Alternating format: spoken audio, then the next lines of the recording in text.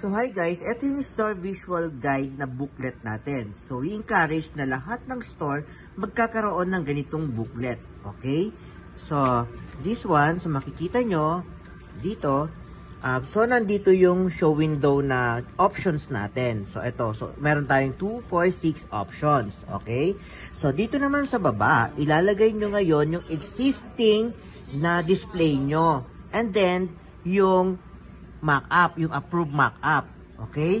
So guys, so ang mangyayari, like for example, hindi na naging effective sa inyo tong mock-up na to or yung display na to.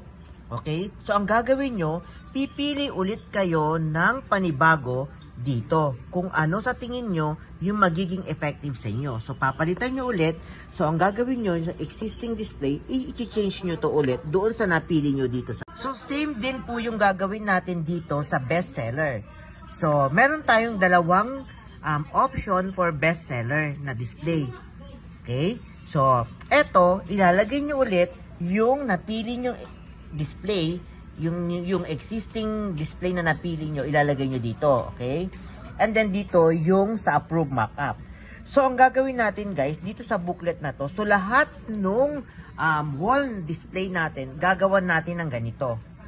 So, ganun siya guys. Okay? So, make sure meron kayong ganitong booklet para meron kayong visual store guide. Thank you.